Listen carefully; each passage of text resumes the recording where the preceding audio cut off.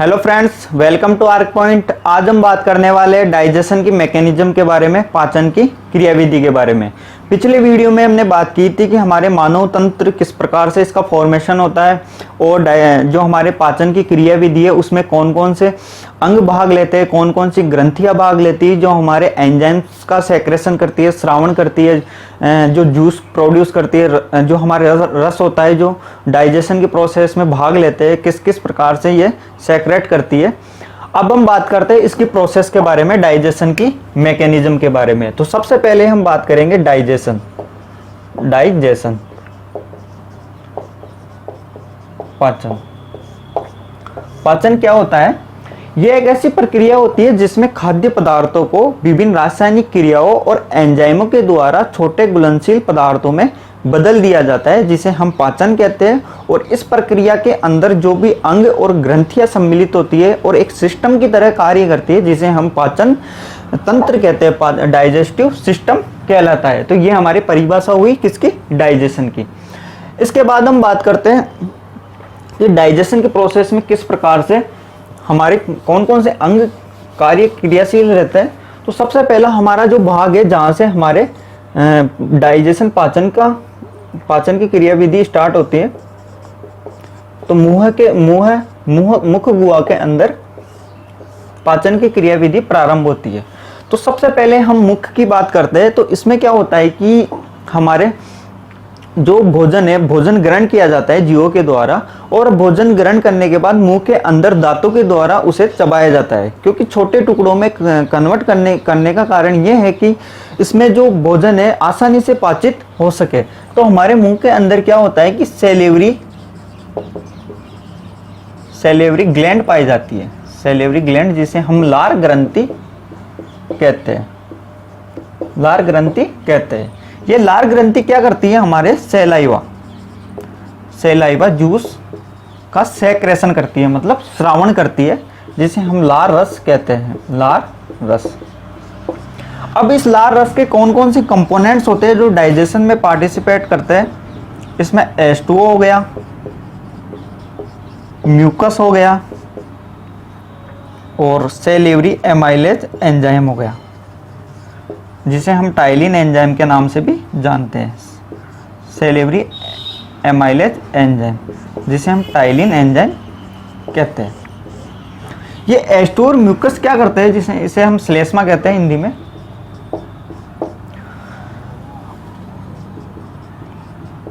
Ptyalin. ये H2O और mucus का क्या करते हैं? हमारे भोजन को लसलसा बनाने का कार्य करते हैं, जिसके कारण हमारे पाचन में आसानी हो। और ये सैलिवरी एमाइलेज एंजाइम क्या करता है कि हमारे भोजन के अंदर जो कार्बोहाइड्रेट पाया जाता है, जो हमारे पॉलीसेकेराइड रहती है, तो उसको क्या करता है? ये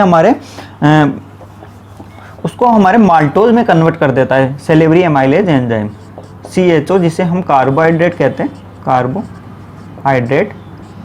ये क्या करता है? हमारे सैलिवरी एमाइलेज एंजाइम, जिसे टाइलिन एंजाइम के नाम से जानते हैं, इसे माल्टोज में बदल देता है। कार्बोहाइड्रेट का 30% पाचन हमारे मुख गुहा के अंदर हो जाता है, और सर्वप्रथम इसका पाचन स्टार्ट भी हमारे मुख गुहा के अंदर, मुंह के अंदर स्टार्ट होता है। तो माल्टोज में इसे कन्वर्ट कर देता है। अब माल्टोज में कन्वर्ट हो गया, इसके बाद इसका जो नेक्स्ट जो पार्ट है, जिसे हम फेरिंग्स कहते हैं, फेरिंग्स में किसी प्रकार का भोजन का विघटन नहीं होता है। ये क्या करती है? फेरिंग्स जो हमारी ग्रसनी है, ग्रसनी क्या करती है? ये हमारे भोजन को ग्रास नाल तक पहुंचाने का कार्य करती है। इसकी संरचना से ये डिसाइड होता है कि हमारा भोजन ग्रास नाल तक ही जाए, श्वास नाल में ना जाए। तो ये हमारे वायु को श्वास नाल में तथा भोजन को ग्रास नाल में पहुंचाने का कार्य करती है। तो हम नेक्स्ट बात करते हैं अब ऊसोफेगस। फेरिंग्स से ऊसोफेगस में आ जाता है हमारा भोजन, ऊसोफेगस, जिसे हम ग्रास नाल कहते हैं। ग्रास नाल। इसमें क्या होता है कि किसी प्रकार का इसमें भी पाचन नहीं होता है, और ये क्या करते हैं? इसमें एक गति पाई जाती है, जिसे हम पेरिस्टालसिस मूवमेंट कहते हैं। पेरिस्टालसिस मूवमेंट, जिसे हम कर्मांकुंचन गति कहते हैं हिंदी में। कर्मांकुंचन गति। क्रमांकुंजन गति में क्या होता है कि हमारे भोजन को आसानी से मतलब आमाशय तक पहुंचने में यह गति कार्य करती है। इसमें भोजन कांटेक्ट होता है, रिलैक्स होता है, मतलब संकुचन और शीतलन की अवस्था होती है, जिससे हमारा भोजन आसानी से आमाशय के अंदर आ जाता है। अब हम बात करते हैं, हमारा भोजन आमाशय में आ गया। स्टोमक, जो ये वाला पार्ट है, ये आमाशय कहलाता है, स्टोमक, जिसे हम आमाशय कहते हैं हिंदी में। आमाशय में क्या होता है कि हमारे जो गैस्ट्रिक ग्लैंड पाई जाती है, आमाशय में गैस्ट्रिक ग्लैंड पाई जाती है, जिसे हम आमाशय ग्रंथि कहते हैं, आमाशय ग्रंथि कहते हैं। गैस्ट्रिक ग्लैंड में क्या होता है कि गैस्ट्रिक ग्लैंड के द्वारा गैस्ट्रिक जूस का स्रावण किया जाता है, सेक्रेशन किया जाता है, गैस्ट्रिक जूस, जिसे हम आमाशय रस कहते हैं, आमाशय ही रस कहते हैं। इस गैस्ट्रिक जूस के कंपोनेंट्स कौन कौन से होते हैं? साल्ट, लवण, H2O, mucus, pepsin enzyme,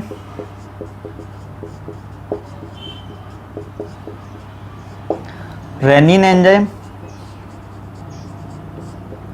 rennin, ये इसके कंपोनेंट्स पाए जाते हैं। गैस्ट्रिक जूस के द्वारा इनका सेक्रेट स्रावित किए जाते हैं। साल्ट और म्यूकस क्या करते हैं? साल्ट, इसमें HCl का भी सेक्रेशन किया जाता है, हाइड्रोक्लोरिक अम्ल का, जो जिसका सेक्रेशन, जो जिसका निर्माण ऑक्जेंटिक कोशिकाएं करती है, ऑक्जेंटिक सेल्स जो आमाशय में पाई जाती है, ऑक्जेंटिक कोशिकाएं। HCl क्या करता है? हमारे भोजन को अम्लीय माध्यम प्रदान करता है। जैसे हमारा भोजन फेरिंग से उसोफेगस में आया, तो जब माउथ के अंदर, मुख गुहा के अंदर हमारा भोजन था, तो ये मुख गुहा के अंदर जो सेलिवरी एमाइलेज एंजाइम था, टाइलिन एंजाइम था, ये हमारे भोजन को 6.8 pH में कन्वर्ट करता है, मतलब सारी माध्यम प्रदान करता है हमारे भोजन को। जैसे ही भोजन हमारे आमाशय में आएगा, तो आमाशय में अम्लिक हाइड्रोक्लोरिक अम्ल के कारण उसकी pH हो जाएगी 1.5, मतलब अम्लीय हो जाएगी। अब इस अम्लीयता के प्रभाव से इस गैस्ट्रिक जो आमाशय की जो भित्ति है, इसको बचाने के लिए जो साल्ट, H2O, जो लवण और म्यूकस श्लेष्मा होते हैं, ये इसको आमाशय की हमारे जो अम्लीयता के प्रभाव से आमाशय जो भित्ति है उसको बचाने का कार्य करते हैं इस HCl के प्रभाव से। अब जैसे ही जो इसकी pH वैल्यू 1.5 हुई, हमारे अम्लीय माध्यम प्रदान किया गया भोजन को, तो ये पेप्सिन और रेनिन एंजाइम इस pH वैल्यू पे सक्रिय हो जाते हैं। pH वैल्यू पे सक्रिय होंगे तो हमारे भोजन को किस प्रकार ये कन्वर्ट करेंगे, ये अब हम बात करते हैं। ये अम्लीय माध्यम पर ही सक्रिय होते हैं, इसके प्रेजेंस में ये क्रिया करते हैं। तो ये क्या करते हैं, जो हमारा पेप्सिन है, ये प्रोटीन को, पेप्सिन क्या करता है,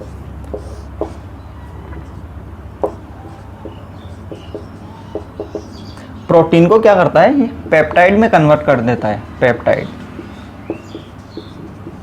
यहां से प्रोटीन का पाचन स्टार्ट हो गया, तो पेप्टाइड में कन्वर्ट कर दिया। इसके बाद जो रेनिन है, रेनिन हमारे दूध के पाचन में सहायक होता है, दूध के पाचन में सहायक होता है। तो रेनिन क्या करता है, दूध के पाचन में सहायक होता है, जो छोटे बच्चों में पाया जाता है, और जनरली ये जब उम्र के साथ साथ बच्चे बड़े होते जाते हैं तो ये निष्क्रिय हो जाता है, निष्क्रिय हो जाता है। तो ये दूध के पाचन में सहायक है। अब जैसे ही हमारे भोजन का पाचन अब आगे बढ़ेगा, तो ये हमारा भोजन है, ये जो पार्ट है छोटी आंत का, ड्यूडेनम, जिसे हम ग्रहणिक भी कहते हैं, ड्यूडेनम में आ जाएगा। तो ड्यूडेनम में क्या होता है कि 2 ग्लैंड होती है, 2 ग्लैंड मतलब एक तो लीवर और पैनक्रियाज, ये हमारे पाचन की क्रियाविधि में भाग लेती है। इसके द्वारा विभिन्न प्रकार के रसों का सेक्रेशन किया जाता है। इसके बारे में अब हम बात करने वाले।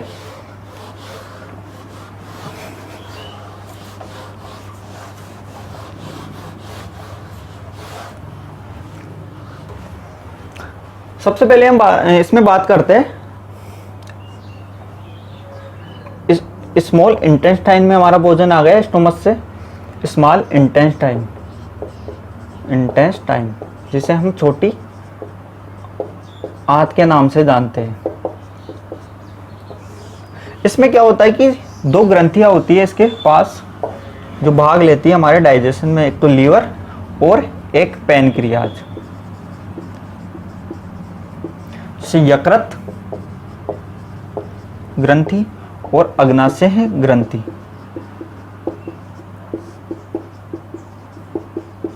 ये हमारे लीवर ग्लैंड हो गई जिसके द्वारा बाइल जूस का सेक्रेशन किया जाता है, फॉर्मेशन किया जाता है। ये हमारे अग्नाशय पैनक्रियाज हो गया जिसके द्वारा 3-4 प्रकार के जो एंजाइम्स हैं उनका सेक्रेशन किया जाएगा। लीवर क्या करता है, हमारे बाइल जूस का निर्माण करता है, बाइल जूस जिसे हम पित्त रस कहते हैं। ये पित्त रस क्या करता है, हमारे बाइल जूस का जब यकृत में निर्माण होगा तो यह गॉल ब्लैडर पित्ताशय में जाकर एकत्रित हो जाएगा। गॉल ब्लैडर जिसे पित्ताशय कहते हैं हिंदी में, इसमें जाकर एकत्र हो जाएगा।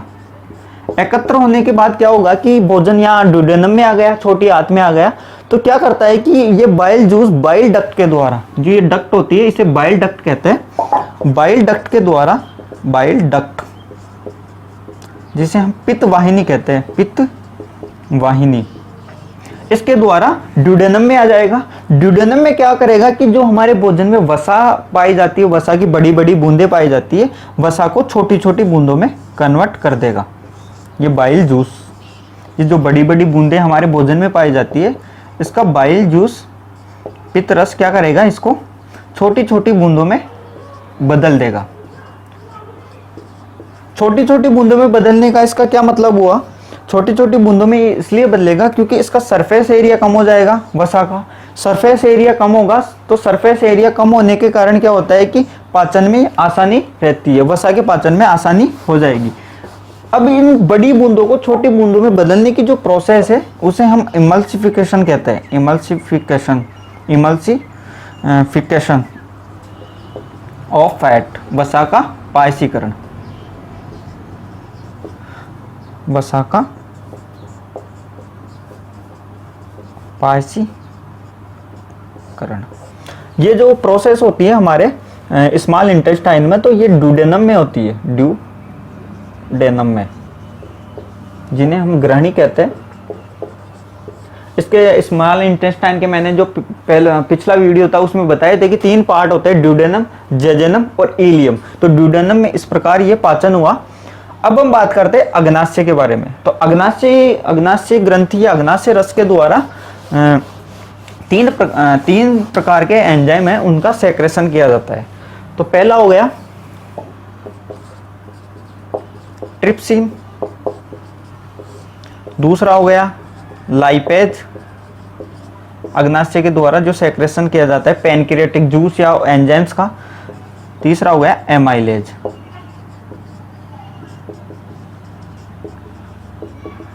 Trypsin, lipase, amylase. और इसमें न्यूक्लियस एंजाइम भी होता है, न्यूक्लियस एंजाइम, और एक होता है इसमें काइमोट्रिप्सिन।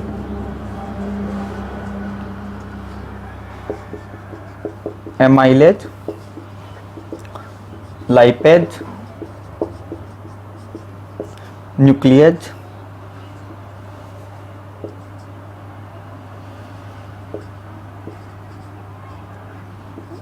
न्यूक्लियेज,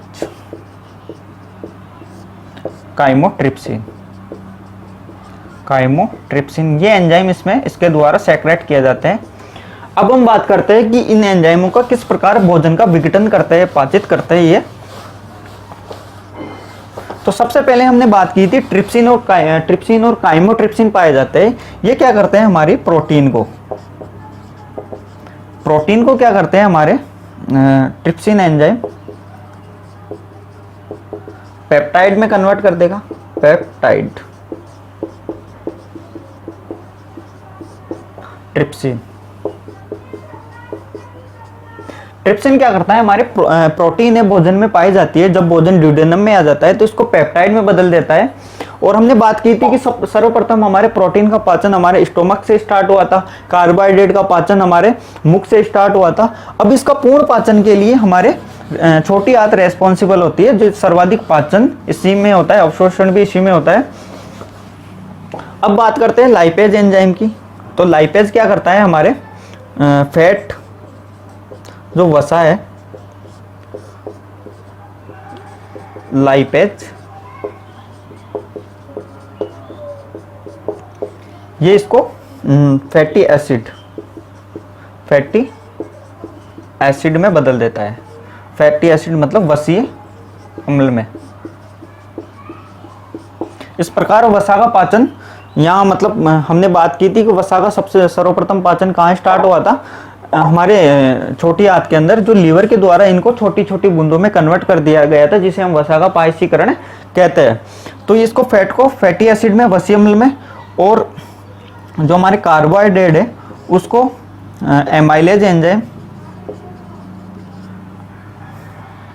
एंजाइम क्या करता है, इसको माल्टोज में बदल देता है। माल्टोज में कार्बोहाइड्रेट को बदल देता है। इस प्रकार इनका पूर्ण पाचन स्टार्ट हो गया है यहाँ से। और न्यूक्लियस एंजाइम क्या करता है, हमारे डीएनए व आरएनए को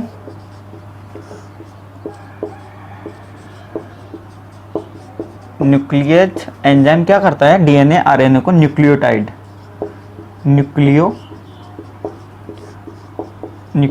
में बदल देता है। और काइमोट्रिप्सिन क्या करता है, काइमोट्रिप्सिन हमारे प्रोटीन है उसको पेप्टाइड में बदलते हैं। जैसे ट्रिप्सिन, काइमोट्रिप्सिन का कार्य प्रोटीन को पेप्टाइड में बदलने का। और हमारे लाइपेज एंजाइम क्या करता है, फैट को, वसा को फैटी एसिड, वसीय अम्ल में बदल देता है। और हमारे न्यूक्लियस एंजाइम है, न्यूक्लियस एंजाइम का क्या कार्य रहता है, डीएनए आरएनए को न्यूक्लियोटाइड में बदलने का कार्य करते हैं। अब भोजन हमारी ड्यूडेनम ग्रहणी से क्या करता है, हमारे जेजेनम में आ जाता है। जेजेनम मतलब हमारे जो छोटी आंत है उसका सेकंड पार्ट क्या कहलाता है, जेजेनम कहलाता है, जिसे हम अग्रसूत्रांग कहते हैं। अब भोजन ड्यूडेनम में था, ड्यूडेनम ने हमने बात की किस प्रकार से इसका पाचन हुआ। अब हम बात करते हैं इसका ड्यूडेनम ग्रहणी, छोटी आंत की ये पार्ट चल रहे, ड्यूडेनम में बात की। अब हम बात करते हैं जेजेनम में, जेजेनम, जिसे हम अग्रसूत्रांग के नाम से जानते हैं हिंदी में, अग्रसूत्रांत। जेजेनम में इसमें किसी प्रकार का कोई पाचन नहीं होता है, मतलब इसमें अवशोषण कर लिया जाता है, जो भी पाचित पदार्थ है उनका अवशोषण करने का कार्य करती है। इसके बाद हमारे भोजन इलियम में आ जाता है, इलियम जिसे हम सूत्रांक के नाम से जानते हैं।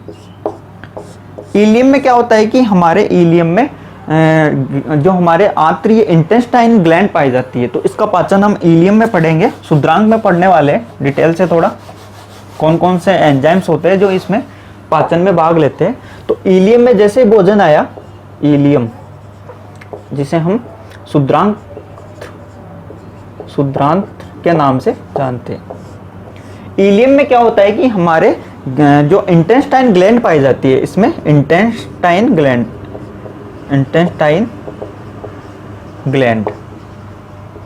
जिसे हम आंत्रीय ग्रंथि कहते हैं, आंत्रीय ग्रंथि। ये क्या करती है, इंटेस्टाइन ग्लैंड, इंटेस्टाइन जूस, आंतरीय रसों का श्रावण करती है। इंटेस्टाइन ग्लैंड क्या करती है, आंतरीय रसों का सेक्रेशन करती है, जिसका हम पाचन कैसे होता है, किस प्रकार होता है, ये पढ़ने वाले हैं। इंटेस्टाइन ग्लैंड हो गया, इसके द्वारा आंतरीय रसों का सेक्रेशन हो गया। तो इसमें किस प्रकार भोजन को पाचित किया जाता है, तो इसमें जो हमारे माल्टोज है, जो हमारे ड्यूडेनम में कन्वर्ट हुई थी, तो माल्टेज एंजाइम क्या करता है, ग्लूकोज के 2 मॉलिक्यूल में बदल देता है, ग्लूकोज प्लस ग्लूकोज।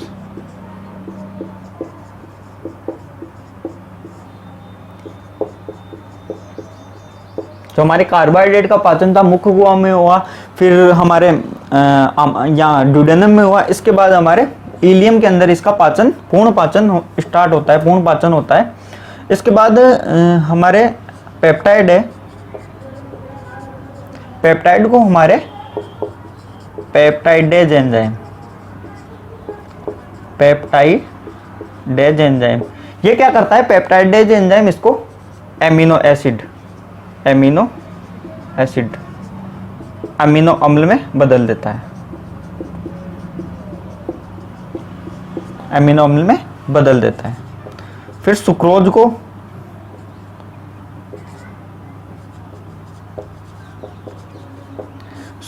क्या होता है, सुक्रेज एंजाइम, सुक्रेज एंजाइम क्या करता है, इसको glucose plus fructose, glucose plus fructose में बदल देता है, जो सर्वाधिक मीठी शर्करा होती है फ्रक्टोज। अब हमारे दूध के अंदर जो लैक्टोज प्रोटीन पाई जाती है, लैक्टोज जो प्रोटीन पाई जाती है, इसको लैक्टेज एंजाइम क्या करता है, लैक्टेज एंजाइम, लैक्टेज एंजाइम क्या करता है, इसको हमारे ग्लूकोज प्लस ग्लैक्टोज में बदलने का कार्य करता है। जो हमारे लैक्टोज है, इसको लैक्टेज एंजाइम क्या करता है, ग्लूकोज प्लस ग्लैक्टोज में बदलने का कार्य करता है। और हमने बात की माल्टोज की, पेप्टाइड की, जो हमारे ड्यूडेनम में इसका पाचन हुआ था। इसके बाद सुक्रेज की, लैक्टोज की। अब हम बात करते हैं जो डीएनए आरएनए को जो न्यूक्लियस एंजाइम है क्या कराता है, इसको न्यूक्लियोटाइड में कन्वर्ट कराता। अब हम इसको देखते हैं कि जो न्यूक्लियोटाइड है, न्यूक्लियोटाइड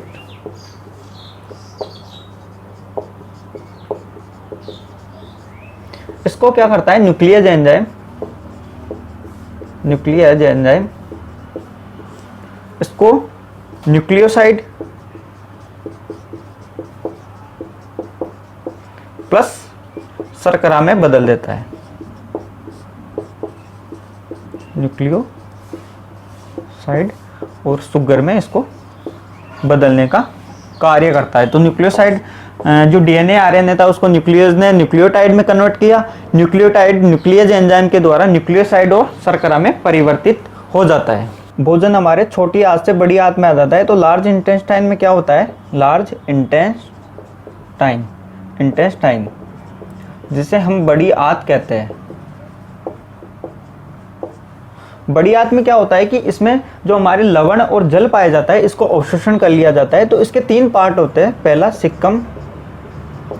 सिक्कम, दूसरा colon,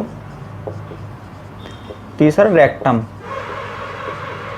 Sikkim, colon, rectum. Caecum इसे हम अंधनाल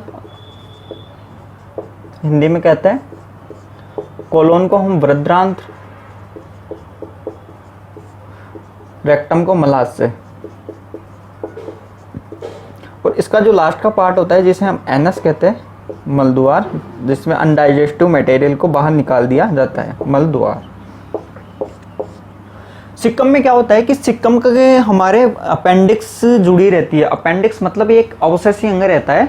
जब ये प्रॉब्लम करने लग जाता है, अपेंडिसाइटिस प्रॉब्लम होने लग जाती है, तो इसको हमारे सर्जरी के द्वारा बाहर निकाल दिया जाता है। इससे अपेंडिक्स जुड़ा रहता है। अपेंडिक्स जो एक अवशेषी अंग होता है और इसको जब प्रॉब्लम रहती है, प्रॉब्लम करता है, दर्द करता है, तो इसको सर्जरी के द्वारा हमारे निकाल दिया जाता है। अब हम नेक्स्ट जो बात करते हैं, हमारा भोजन वृद्धांत्र में आ जाता है। तो वृद्धांत्र में क्या होता है कि भोजन का जो जल व लवण होते हैं, H2O व साल्ट को अवशोषित कर लिया जाता है भोजन के अंदर से, और अनडाइजेस्टिव अपाचित पदार्थ, वेस्ट मटेरियल है, उनको रेक्टम में ट्रांसफर कर दिया जाता है, जिसे हम मलाशय कहते हैं, जो अनडाइजेस्टिव मटेरियल को स्टोरेज करने का कार्य करता है, अपाचित पदार्थों को स्टोरेज रखता है।